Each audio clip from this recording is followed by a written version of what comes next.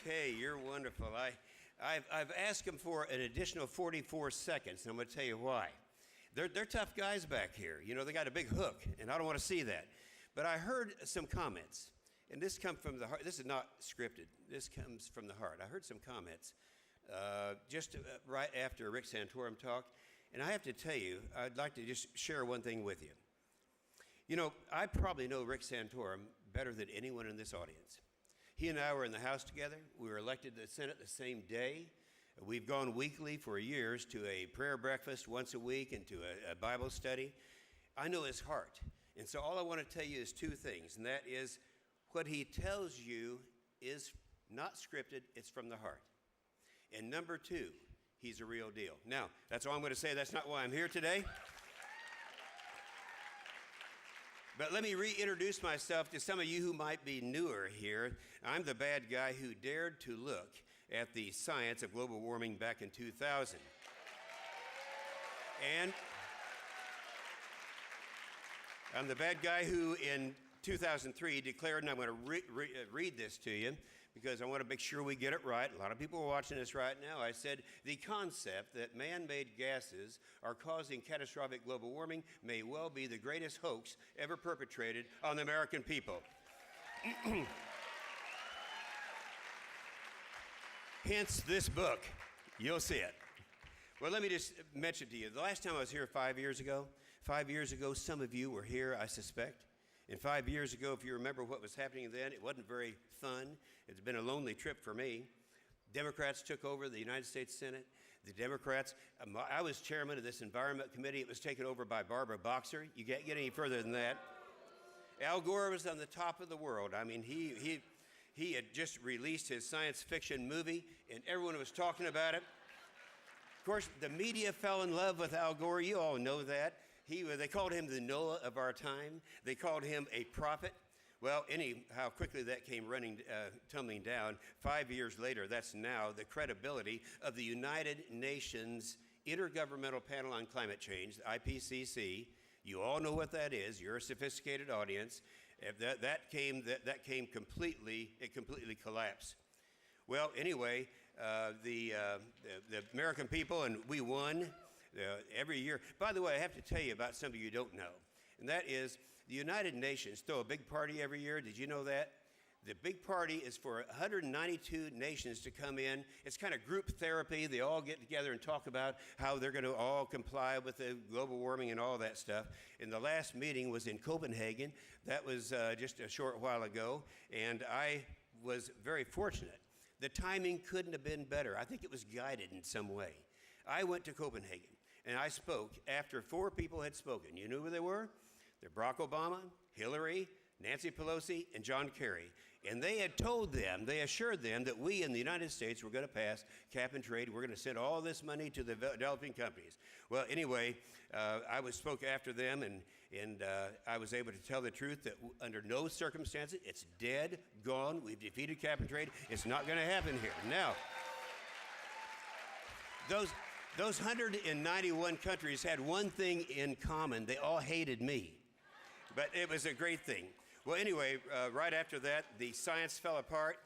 You got to listen to this. Now, the science fell apart right after that. David Bellamy, he's deceased now. He was the guy who was marching the aisles in the UK. He was carrying the banner for global warming. He converted and came over to our side. Claude Allegra, he was from France. Claude Allegra was a socialist from France. He was a leader who later on changed over. He said the proponents of man-made catastrophic global warming are being motivated by money. Here's the good one, though. A guy named Nir Shaviv. You'd love this guy. He's a young guy. He's just really outstanding. He's an astrophysicist from Israel. And he was marching the street with the global warming group. But then he had a chance to really go through and make a study. Get ready for this. He said the sun, solar activity, can explain the 20th century global warming. Can you believe that? The sun is hot. It's true. And he's the guy who thought of it. Well, anyway, we started on my website and on the Senate floor. All the scientists started coming over to our side. We first posted 400, then there's 1,000 after that, then several thousand. I got to tell you, there's a guy who was a big help to me. His name is Mark Morano. Mark, you're here somewhere. Well, I know you're here. I can't see out there. But anyway, Mark, he has a website. Write this down: climatedepot.com. It's really you can learn from day to day how this thing is moving, and it's incredible what is happening today. Now, I thought at that point, you guys, I thought it was over. I'd quit writing my book at that time. I thought, well, it's all over. The Obama and the EPA gave up their legislation. We had defeated the McCain-Lieberman bill, the Waxman-Markey bill. It was over, we thought, until we discovered that they were going to try to do something, frankly, I hadn't thought about. They're going to try to do it through regulation. Now, this is kind of in the weeds, but you need to know this, and there's time. I'll make it very brief. In order to do it by regulation, the EPA, the administration, Obama, has to have an endangerment finding.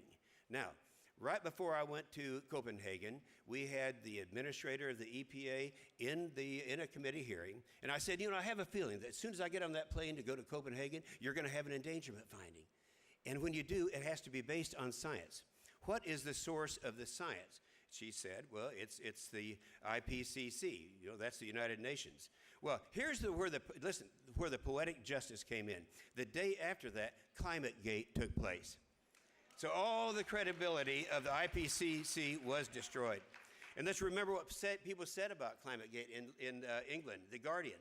They said, pretending that this isn't a real crisis isn't going to make it go away.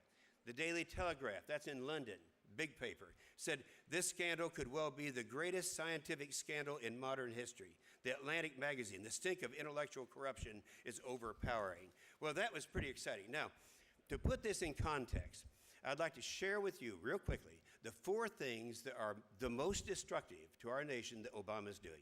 Number one, as was articulated by a good friend John Barrasso a minute ago, was the budget, the trillions of dollars. A lot of people don't know that the budget doesn't come from the Democrats or Republicans or the House or the Senate. It comes from the White House. It's the president. And so he's had 4 budgets. Each one of his 4 budgets has had a deficit of more than $1 trillion. You all know that. I don't have to tell you that. There's not time to elaborate. Second thing he's doing is disarming America. What he's doing to the military right now. I'm the second ranking member on the Armed Services Committee. I would love to have 30 minutes to talk to you about what he's doing to the military. But I think you already know that. The third thing is he's trying to destroy domestic energy in America, his battle against fossil fuels. But we all know that. What we don't know is that the overregulation that's taking place right now is probably greater than all of those things in terms of harm to America. The power plants, 1 million jobs through their regulations. Industrial boilers. Every manufacturer in America has a boiler.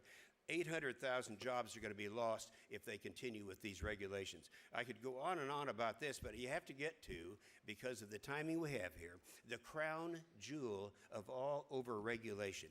It's regulating the EPA is going to regulate the CO2. Now, we're talking about more than $300 to $400 billion a year. What I do, I know you're not that much different than I am. You hear billions and trillions, and you do the math. I keep track of how many families in my state of Oklahoma there are that pay income tax every year. And then I do my math. That would be $3,200 for every family in America. That we're talking about $300 to $400 billion a year. However, this thing is actually going to be more than that, because that is based on just the big refiners and the big manufacturers doing the cap-and-trade emission controls on them. Now, if they do it through regulation, it's a tough concept. You got to listen to this. Then they have to do it in accordance with the Clean Air Act. That means not just the refiners and the big emitters. It's going to be virtually every hospital, every school, every church, and all of them in this country. And even the EPA admits they'd have to hire 230,000 new people. It would cost them in their budget an increase just to handle this, $21 billion. Well, how can we stop it? That's a good question. That's what you're all thinking. And we're going to stop it the same way. Some of you, not many, but some of you are old enough to remember what I did on the discharge petition many years ago. And we were able to stop that process. It was here that we're able to engender the support, the number of people to rally behind that thing, and it worked. We stopped cap and trade, all these legislation. It was because of you guys that are here. And I think that there's something that you need to understand. And that is, there are 3 things that you can do. And I honestly believe, because I've seen this happen, I think the combined magic of this group, when you're out there, you can actually make this thing happen. There's a book that's required, should be required reading. Write this down if you would, American Political Patterns by Dan Nemo. If you read this book, you come to the inescapable conclusion that the decisions in this country are made by less than 0.5% of the people. And he describes those people as, are you ready for this? Activists. That's what you guys are. And so that, by definition, I don't see 10,000 people here. I see 2 million people here because each one of you is an army of 200 people. So what can you do to get this thing done? First of all, you can learn how important you really are. You know, to do that, you have to have the issues. You have to know this is a tough issue. It's a major issue right now. We can stop this with your help. To do that, you can either read the book or you can go to watch Hannity and Sean Hannity on the 27th. I'll be on his program premiering this. And then the next day it'll come out. Or go to the Heritage Foundation. They're going to give me a time to run over the whole thing. It's going to take probably an hour to do it. But anyway, learn the issue. The second thing you need to do is remember how important you are, that this is really, you're an army of 200, each one of you. And the third thing is, right on time, the third thing is, if you're going to be activists, act like activists.